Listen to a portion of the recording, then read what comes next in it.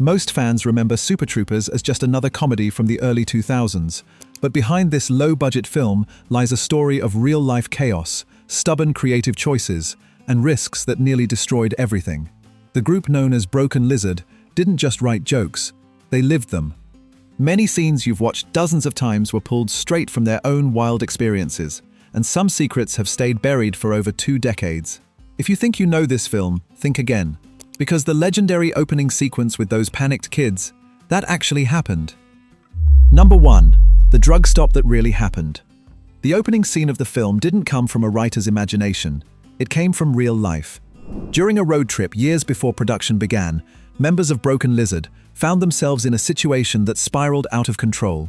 When they spotted a police car, panic set in, and someone in the vehicle made the desperate decision to consume everything they had on them. What followed was a blur of paranoia, confusion, and memory loss.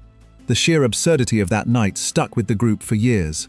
When they finally sat down to write Super Troopers, they knew exactly how to open the movie.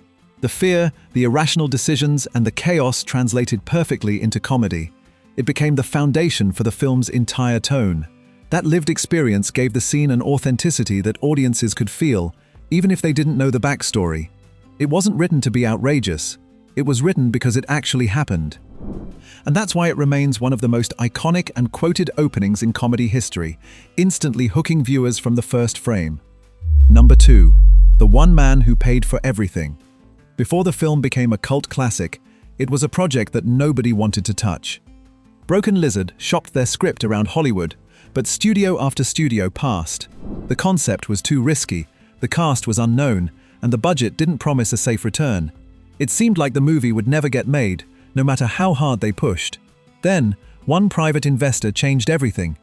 He believed in the group's vision and agreed to fund the entire production himself.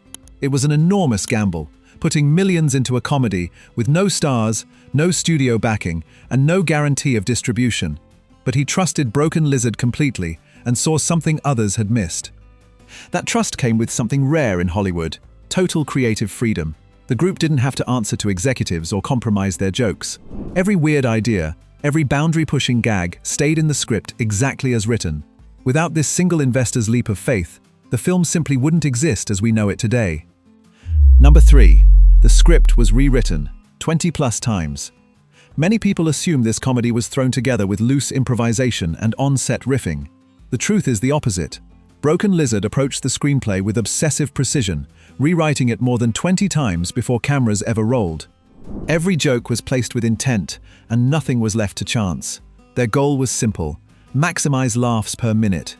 They analyzed timing, restructured scenes, and trimmed anything that didn't land perfectly. The process was exhausting but essential. They understood that a comedy lives or dies by its rhythm, and they refused to leave that up to luck or spontaneous moments on set.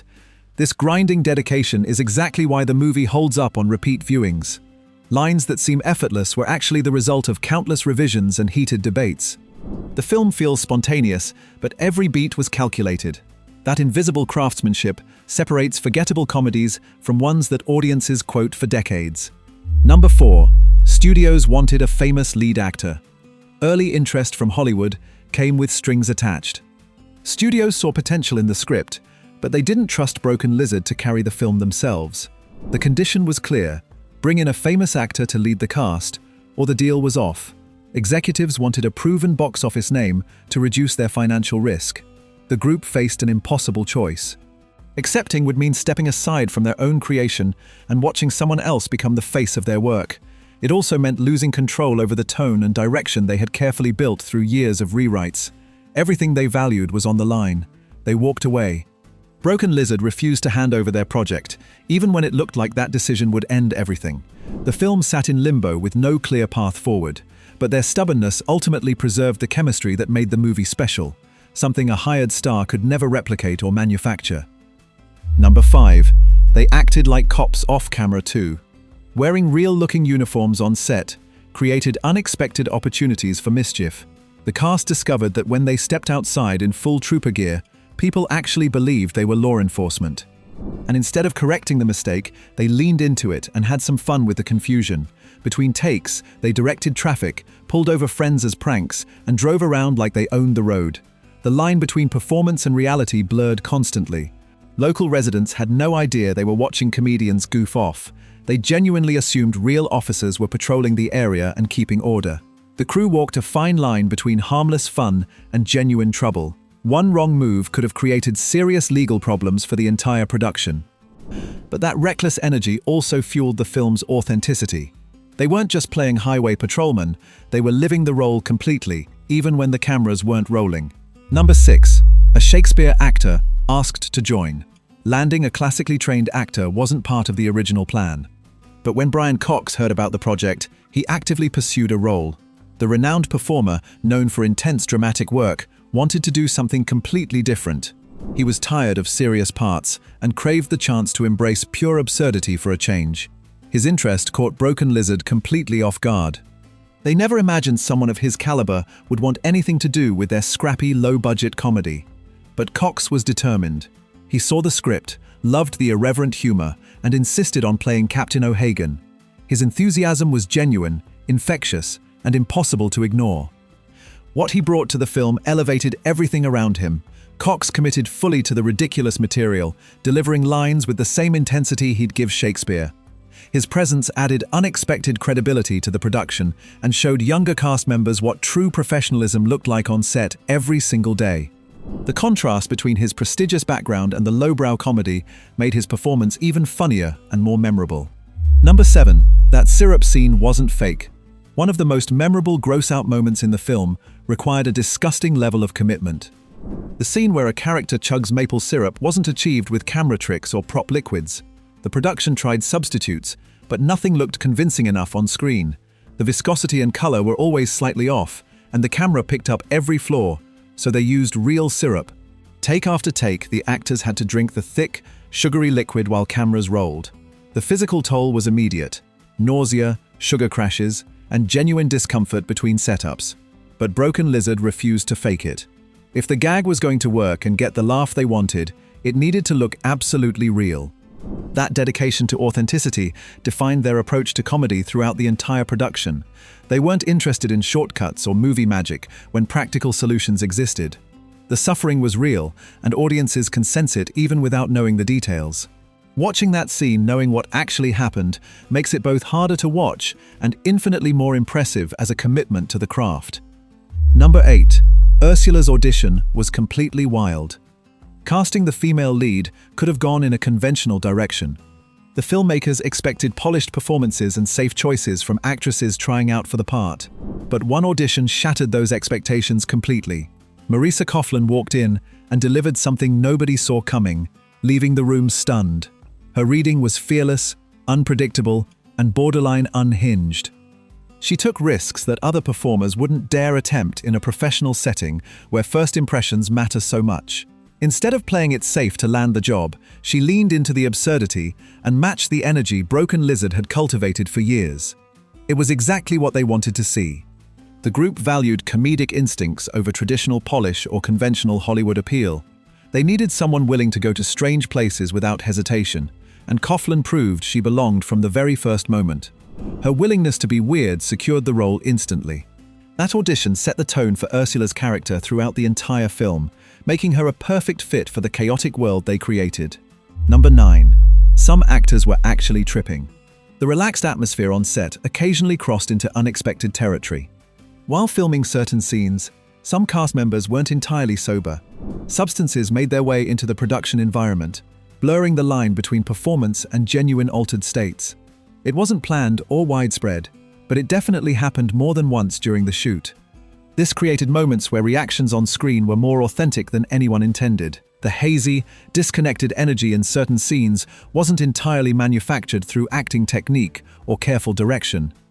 Some of what audiences interpreted as brilliant comedic timing was actually something far less controlled happening in real time, right in front of the camera. The filmmakers have acknowledged this aspect of production without glorifying it or encouraging similar behavior. It added an unpredictable element to the shoot that couldn't be replicated through traditional methods.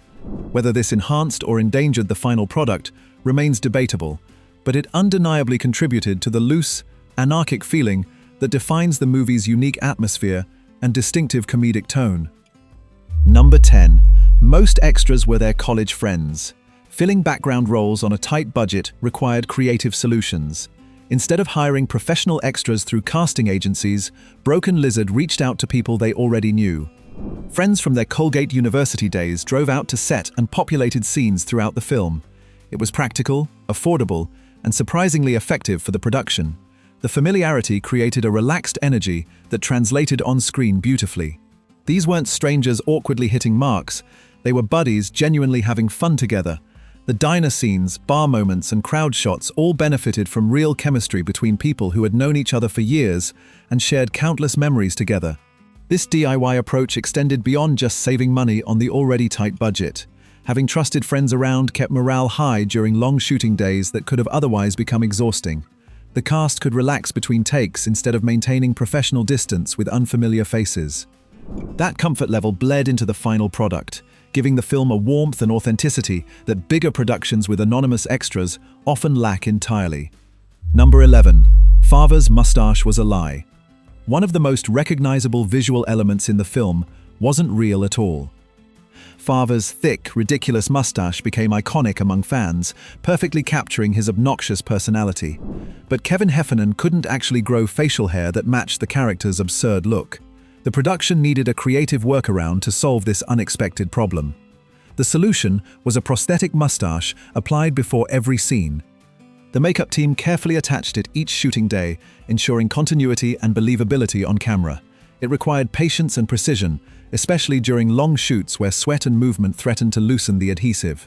One slip could ruin an entire take and waste precious time.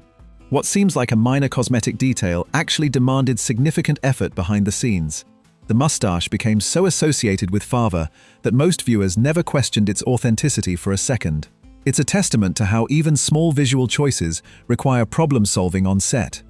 That fake strip of hair helped define one of comedy's most quotable and irritating characters, and nobody ever suspected the truth until years later. Number 12. One cast member didn't want Gaffigan. Not everyone was thrilled when Jim Gaffigan joined the cast. Behind the scenes, tension emerged when one member of Broken Lizard resisted bringing him on board. The reasons were complicated, partly creative differences, partly personal dynamics that don't always translate smoothly when outsiders enter a tight-knit group of longtime friends. Gaffigan was already building a reputation as a talented comedian, but fitting into an established ensemble isn't automatic. The resistant cast member worried about disrupting chemistry that had developed over years of collaboration. Introducing someone new, even briefly, felt like a risk that might not pay off in the final cut of the movie. Ultimately, the cameo happened anyway, and Gaffigan delivered exactly what the scene needed, with his signature style. His brief appearance became a fan-favorite moment that audiences still quote today. The initial resistance faded once everyone saw the results on screen. It's a reminder that ego and hesitation sometimes stand in the way of great comedy, and knowing when to step aside matters just as much as fighting for your vision. Number 13. The shenanigans scene was untouched.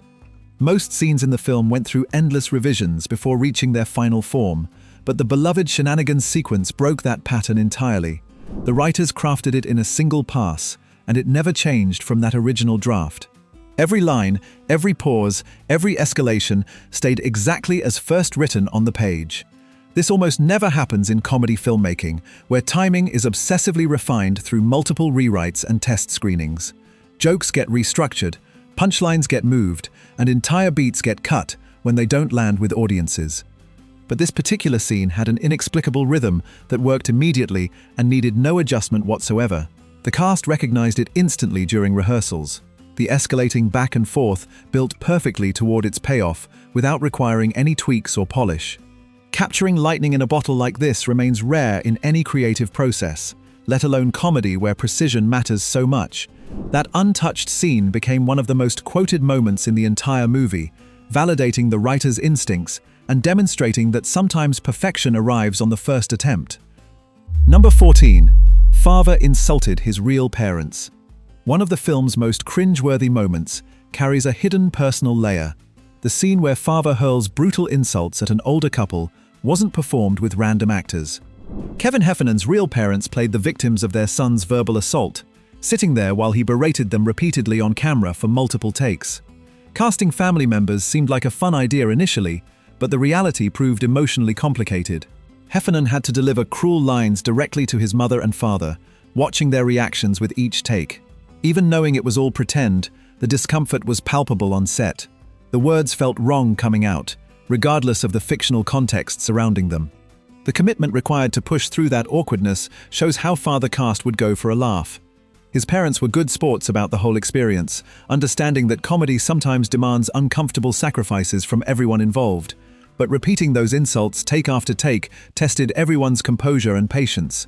The scene works precisely because the tension feels genuine, and now you know exactly why that authenticity comes through so strongly on screen. Number 15. Almost nothing was improvised. Audiences often assume that comedies this quotable must involve heavy improvisation. The loose, natural delivery suggests actors riffing freely and discovering jokes in the moment. But Super Troopers defied that expectation completely. Nearly every line audiences love was written, rewritten, and locked long before cameras started rolling on any given scene. Broken Lizard understood that perceived spontaneity requires careful construction underneath. They scripted jokes with mathematical precision, calculating exactly where laughs should land and how long pauses should last. The performers memorized everything meticulously, leaving almost no room for deviation during actual filming. What feels effortless was actually the opposite. This discipline separated their work from looser comedies that rely on talent to find humor on set. By controlling every word, they ensured consistent pacing across the entire runtime without any dead spots. Test audiences never sat through scenes searching for the funny parts. The funny parts were engineered into every single moment deliberately. The film's endless rewatchability exists because nothing was left to chance or happy accidents during production. Number 16. Vermont was actually New York. The film takes place entirely in Vermont, but almost none of it was actually shot there. Budget constraints forced the production to find creative alternatives that could pass for New England on screen. New York State offered better tax incentives, closer proximity to resources, and locations that looked convincingly rural with the right camera angles and careful framing. Scouts found small towns, wooded highways, and diners that matched the Vermont aesthetic without requiring the crew to travel far from their base of operations. The deception worked seamlessly. Audiences never questioned the geography while watching troopers patrol seemingly authentic Green Mountain State roads. Movie magic turned one place into another without anyone noticing the switch. Some locations were particularly unexpected. The shooting range scenes were filmed at an actual prison facility, adding an eerie authenticity to those moments that couldn't be replicated on a soundstage. Local businesses doubled as fictional establishments with minimal set dressing required. The production squeezed every dollar by finding ready-made backdrops instead of building expensive sets from scratch. It's a testament to resourceful filmmaking that the movie feels so specifically located in Vermont when the cameras never actually cross state lines during the entire shoot. Number 17. Executives wanted the meow gag cut. The most quoted joke in the entire film almost didn't survive the editing room. Studio executives watched early cuts and flagged the meow scene as problematic. They didn't understand it, couldn't see why it was funny, and recommended cutting it entirely to tighten the runtime. Their confusion nearly erased comedy history before audiences ever had a chance to hear it. Broken Lizard fought back with everything they had. They argued that the joke's absurdity was precisely the point. It wasn't supposed to make logical sense to executives in a boardroom analyzing footage. The humor came from commitment, escalation, and the driver's mounting frustration. Explaining why something is funny rarely convinces skeptics, but the filmmakers refused to back down on this particular battle. Test screenings eventually settled the argument once and for all. Audiences erupted at the meow scene, laughing harder than at almost anything else in the movie. The executives' concerns evaporated instantly when faced with undeniable proof that the joke worked exactly as intended. Today, it remains the single most referenced moment from the film, quoted endlessly by fans worldwide. Had the suits gotten their way, an entire generation would have missed out on one of comedy's most beloved running gags. Number 18. Wonder Woman secretly appears. Hidden within the cast is a future superhero icon that most viewers completely missed. Linda Carter, famous for playing Wonder Woman in the classic 1970s television series, appears in the film in a role that flew under the radar entirely. Her presence wasn't marketed or highlighted during the movie's release, making it a genuine Easter egg for sharp-eyed fans. Carter plays Governor Jessman, bringing unexpected star power to what could have been a forgettable minor role. Her casting added a layer of nostalgic appeal that older audiences appreciated, even if younger viewers didn't recognize the connection immediately. Having a television legend in the mix elevated scenes that might have otherwise blended into the background without much notice. The cameo rewards repeat viewers who catch details they missed the first time around. Once you know Linda Carter is in the movie, her scenes carry extra weight and a sense of fun recognition. It's the kind of hidden gem that cult films often contain, small surprises that dedicated fans discover and share with each other over time. For pop culture enthusiasts, spotting Wonder Woman herself in a stoner comedy about highway patrolmen remains a delightful and unexpected treat that adds another layer to the viewing experience. Number 19. A power move won them Sundance. Getting the film sold at Sundance required more than just quality. It required strategy and careful manipulation of perception. Broken Lizard arrived at the festival as complete unknowns, competing against established filmmakers with industry connections and built-in buzz. They needed an edge that had nothing to do with the actual content of their movie to get noticed. The power move came through manufactured demand and carefully orchestrated optics. The team created the illusion that multiple distributors were already circling the project with serious interest and open checkbooks. They positioned themselves as a hot commodity rather than desperate sellers hoping someone would take a chance on their weird little comedy about highway patrol officers. The strategy worked beyond their expectations. A bidding war erupted, based partly on genuine enthusiasm and partly on fear of missing out among competing buyers. Fox Searchlight ultimately won the rights, paying far more than anyone would have offered without the artificial pressure created by Broken Lizard's tactics. It was survival-level filmmaking, understanding that perception shapes reality in Hollywood deal-making. The movie might have disappeared entirely without this aggressive maneuvering at exactly the right moment, in front of exactly the right people. Number 20. A completely different ending exists. The version audiences know and love wasn't the original conclusion filmed during production. An alternate ending existed that took the characters in a completely different direction, wrapping up storylines in ways that felt wrong once editors assembled the footage. What seemed good on paper didn't translate to the screen as hoped. The original ending attempted something tonally different from the rest of the movie. It shifted away from the irreverent humor that defined everything before it, leaving test audiences confused about what they had just watched. The tonal whiplash undermined the goodwill built throughout the previous 90 minutes of carefully constructed comedy and character moments. Test screenings revealed the problem immediately and with brutal clarity. Audiences responded poorly, and the filmmakers listened to that feedback rather than defending their initial vision stubbornly. They went back and crafted a new conclusion that matched the film's established energy and comedic sensibility. The replacement ending landed perfectly, sending viewers out happy and satisfied. It's a valuable lesson in filmmaking. Not everything shot deserves to exist in the final cut, and knowing when to abandon an idea matters just as much as creating one in the first place. Number 21. The first sequel idea was a prequel. Long before Super Troopers 2 became a reality, a completely different follow-up was seriously considered. The original concept wasn't a continuation at all. It was a prequel set decades earlier. Broken Lizard imagined exploring the origins of the Vermont Highway Patrol in an entirely different era, complete with period costumes, vintage cars, and a retro comedic sensibility that would have felt worlds apart from the original. The idea had genuine appeal on the surface. Seeing younger versions of beloved characters discovering their identities as troopers offered storytelling possibilities that a straightforward sequel couldn't provide. It also allowed the filmmakers to avoid the pressure of recapturing the exact magic of the first movie while still playing in the same universe with familiar names and dynamics. Ultimately, the prequel concept was shelved for practical and creative reasons that became clearer over time. The logistics of period filmmaking added budget concerns that a scrappy comedy couldn't absorb easily. More importantly, audiences wanted to see these specific actors playing these specific characters again, not younger versions portrayed by different performers in a different decade. The idea was interesting, but fundamentally misaligned with what fans actually craved. Years later, the traditional sequel finally arrived, giving audiences exactly what they had been requesting all along. Number 22. Real cops loved the movie. Law enforcement officers could have easily taken offense at a film that mocks their profession so relentlessly. The troopers on screen are petty, bored, and obsessed with pranks instead of actual police work. But instead of backlash, the movie received unexpected embrace from actual cops across the country who recognized themselves in every absurd moment and found it hilarious rather than insulting. The humor resonated because it captured authentic aspects of the job that outsiders rarely see or understand. Long stretches of boredom, ridiculous competitions between colleagues, and the mundane reality of traffic stops all rang true to officers who lived that life daily. The film wasn't attacking law enforcement.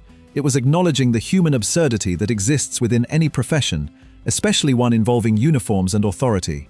Police officers began quoting the movie to each other during shifts, and some departments even referenced it during training as an icebreaker to lighten the mood. The affection from real cops validated the film's approach to satire. It mocked with love rather than contempt, finding humor in recognizable behavior rather than creating mean-spirited caricatures. That authenticity beneath the jokes built a bridge between the comedy and the community it portrayed, earning respect from the very people it was laughing about throughout every single scene. Number 23. Thorny's name is personal. Character names in comedies often feel random or chosen purely for comedic effect. But Thorny's name carries genuine personal significance that most viewers would never suspect while watching. J. Chandrasekhar embedded a quiet tribute into his character that connects to his real life outside of filmmaking and comedy performance. The name honors someone meaningful from Chandrasekhar's past, a connection he's discussed sparingly in interviews over the years. It wasn't chosen from a list of funny-sounding options or picked arbitrarily during a writing session. There's emotional weight behind those 6 letters that the audience experiences without any awareness of its deeper meaning or origin. These hidden layers exist throughout many beloved films, invisible to casual viewers but deeply significant to their creators. Small details like character names become vessels for personal expression within commercial entertainment products designed primarily to make people laugh. Knowing that Thorny represents something real transforms how dedicated fans might view the character on future rewatches. It's a reminder that even the silliest comedies can contain moments of genuine sentiment buried beneath the surface, waiting for curious viewers to discover the stories behind the stories they already love. Number 24. Rabbit's actor had a prosthetic leg. Eric Stolhansky delivered a physically demanding performance throughout the entire film without anyone realizing his remarkable personal circumstances. The actor who played Rabbit was working with a prosthetic leg during every chase, every stunt, and every scene requiring movement. It was never written into the character or acknowledged on screen in any way whatsoever. Stolhansky's situation remained invisible to audiences because he never let it affect his performance or limit what he could accomplish. He ran, jumped, and moved through scenes without any accommodation or special consideration from the production schedule. His castmates knew, of course, but treated it as simply another aspect of working together, rather than something requiring constant attention or adjusted expectations. The revelation reframes every physical moment Rabbit has in the movie for viewers learning this information. What seemed like standard comedy action becomes significantly more impressive knowing the additional challenges involved behind the scenes. Stolhansky's refusal to let his circumstances define his capabilities embodies a quiet resilience that deserves recognition beyond his comedic talents alone. It's an inspiring detail that adds new dimension to repeat viewings, watching Rabbit sprint through scenes while understanding what that actually required from the performer brings entirely new appreciation for his dedication and skill. Number 25. How it became a cult phenomenon. The theatrical release didn't set the world on fire. Super Troopers earned modest returns during its initial run, hardly suggesting that a phenomenon was brewing beneath the surface. Critics offered mixed reviews, audiences showed up in decent but unspectacular numbers, and the film seemed destined for quiet obscurity, alongside countless other comedies that come and go without lasting impact. Then home video changed everything dramatically. DVD sales exploded as word of mouth spread through college campuses, friend groups, and online communities hungry for quotable comedy. People who missed the theatrical run discovered the film at home and became evangelical about sharing it with everyone they knew. Quotes entered everyday conversation, and watching the movie became a social ritual rather than passive entertainment. This grassroots devotion built steadily over years rather than months. Fans didn't just watch the film once, they memorized it completely, turning screenings into participatory events where entire rooms recited dialogue together. That obsessive loyalty eventually justified the long-awaited sequel, funded partly through crowdfunding, that demonstrated just how passionate the fanbase had become.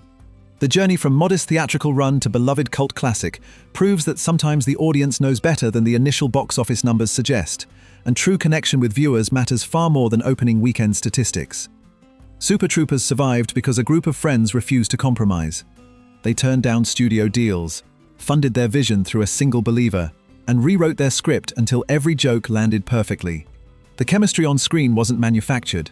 It was forged through years of collaboration, college friendships, and shared creative stubbornness that no outside interference could replicate. The film's success wasn't immediate, and the numbers didn't predict what was coming, but devoted fans discovered it on DVD, memorized every line, and transformed a modest comedy into something permanent.